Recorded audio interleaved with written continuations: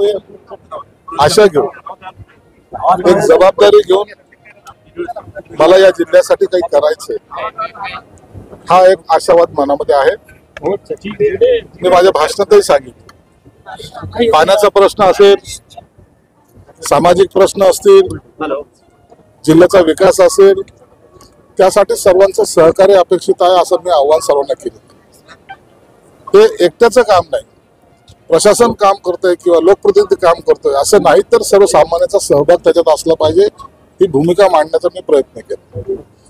या वर्षीचा 1200 कोटीचा आराखडा आम्ही सादर करतोय आणि इतर माध्यमातून सुद्धा केंद्राच्या साहाय्याने या शहरामध्ये जेवढे काही पैसे आणता येईल, निधी आणता येईल, त्यामुळं या शहराचं नाव महाराष्ट्रामध्ये चांगल्या प्रकारे गेलं पाहिजे हा माझा मानस आहे। तर तुमच्यातला खैरे साहेबांचा सामाजिक प्रश्न मिटला असं वाटतंय, कारण दोघं एकमेकांना बघून हसलात नाही ते खैरे होते उभे राहिले आणि चक्क गेले नाही। ते तुम्हाला कानमंत्र दिला देखील असं देखील म्हटलं साहेब त्यांचं मन परिवर्तन झाल्याचं दिसतंय। ते म्हणाले की संजय शिरसाट हे घटनाबाह्य पालकमंत्री नाहीत, हा रेग्युलर आहे।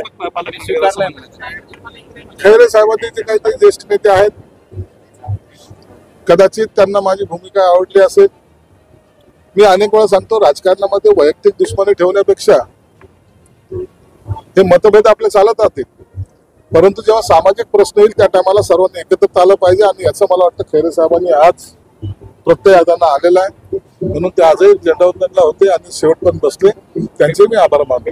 विरोधी पक्षनेते अंबादास दानवे यांनी देखील तुम्हाला काही चर्चा केली, तुमच्या भाषणाबद्दल काहीतरी वक्तव्य केलं त्यांनी, नेमकं राजकारणाचे संकेत आहेत, आता कळेल हळूहळू आगे आगे देखो होत आहे क्या सांगाल का येणार आहेत ते पुढच्यावर पण त्याच्याबद्दल आता आजच्या दिवशी हे चांगला दिवस आहे, त्याच्यावर राजकीय भाष्य करणं योग्य नाही। खैरे साहेब म्हणाले मी ज्येष्ठ आहे, मी त्यांना कानमंत्र दिलाय, काय दिलं त्यांनी मला कानमंत्र दिलाय, मी त्यांना कानमंत्र दिलेला आहे, छोडो कल की बात पुरानी, नए दौर से मिलके लिखेंगे नई कहाणी। तुमचं भाषण सुरू असताना अंबादास दानवे ज्या क्रांतीच्या पुतळ्याचा विषय निघाला तुम्ही बोलला त्या तुमच्याकडे बघून हसले ते, नेमकं त्याच्या मागचं काय इंटेन्शन?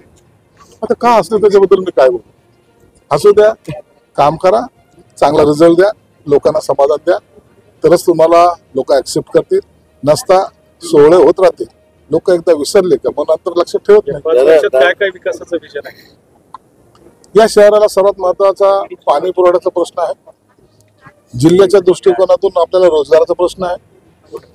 आता जे काही 72,000 कोटीची गुंतवणूक या ठिकाणी होते त्यासाठी जे काही बेसिक प्लॅनिंग ते आपण देण्याचा प्रयत्न करतोय।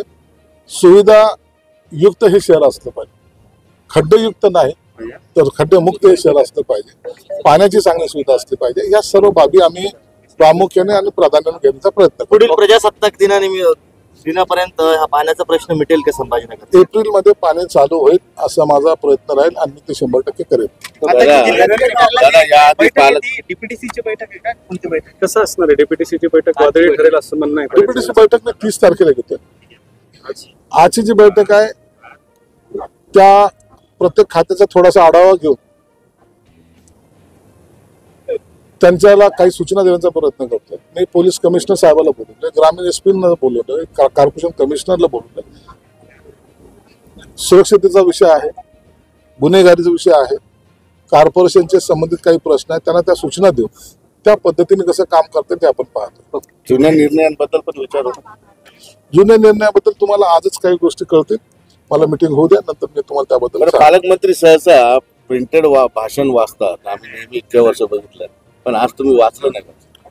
पालकमंत्र्यांनी प्रिंटेड भाषण वाचणं, त्याच्यामध्ये असलेली तरतुदी सांगणं या लोकांना माहिती असतात, पण तुमच्या मनातलं काय ते सांगायचा जर प्रयत्न केला तर लोक ऐकतात, म्हणून मी माझ्या मनामध्ये काय विजन आहे ते मांडण्याचा प्रयत्न केला आणि मला वाटतं लोकांनी सुद्धा त्याला चांगला प्रतिसाद दिला।